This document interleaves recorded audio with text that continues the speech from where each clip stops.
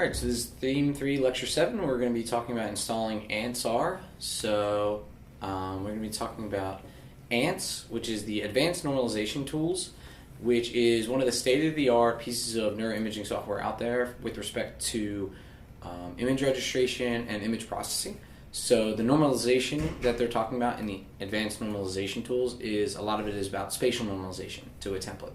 So, luckily, the people who've created ANTs actually have done a lot of porting a lot of their functionality to R. So they've created the ANTsR package or the ANTsR package, depending on how you pronounce it, so that you can use a lot of the functionality of the ANTs software suite directly within R, and they've re-implemented a lot of their functions in there. They've also implemented different pieces of software to do different classes of images. So like in the Auro.NIfTI package, there's NIfTI objects. In the ANTs package, there are ANTs image objects.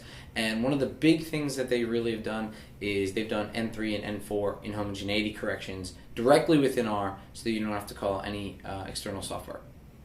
And like I said, the advanced normalization tools, it's kind of self-explanatory. They do advanced normalization, especially spatial, so they do a lot. They have a lot of very sophisticated image registration techniques. So installing ANTsR is actually relatively straightforward because it's all packaged as a R package, right? So like I said in the previous slide, you see that a lot of the routines are implemented in C++, and they've actually used the RCPP package, which allows R to interface with C++ rather seamlessly, so that they have their entire package directly within an R package, so you can install it almost the same way you would any other R package, except it's not hosted on CRAN, it's not hosted on the comprehensive R network of packages, it's actually hosted on GitHub.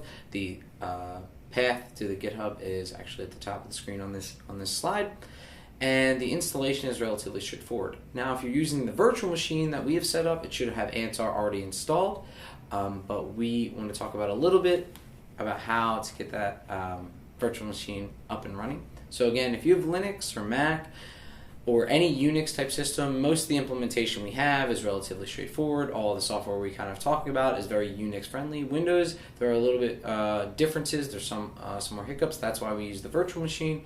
So the virtual machine really, what it is a computer inside a computer. So what we recommend is you download VirtualBox.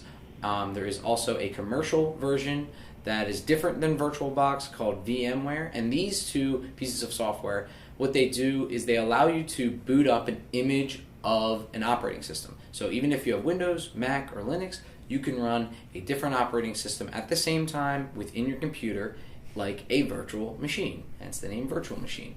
So VirtualBox will allow you to open up the image that we've created for the MOOC, and it'll allow you to interface with that operating system without having to install another operating system on your machine. And I don't know if some of the users would know that dual boot systems, where you start up your computer, you can either Windows or Linux, for example. This allows you to boot up to Windows, and when you want to move over to the Linux side, it allows you to do that. So the links and the step-by-step process for the Windows users to set up your VirtualBox are in here. Now, those who have Linux and Mac, you can still use the virtual machine to do all your processing and analysis. So, and like I said, on the virtual machine, the data are located in some central way, so that if you don't use the virtual machine when you're on Linux or Mac, then you might have to change some of the path depending on where you downloaded the data. Now, like I said, ANTsR is currently hosted on GitHub, so you can use the DevTools package by Hadley Wickham to install this on your machine.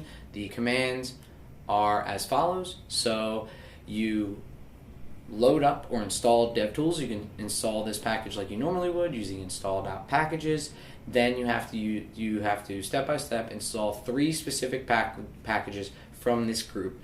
Brian Avant's group, that's actually his GitHub, the STNava. It's Avant's backwards, actually. So you would install CMaker, ITKR, and ANTsR. And those 3, it may take a while to actually do all that. So if you're on Linux and Mac, you might do it overnight or something like that, or you might go grab a coffee or two for it to install, because it needs a lot of compilation. And then you'll have ANTsR on your machine be allowed to use, it'll be available to use all the ANTsR functionality directly through R.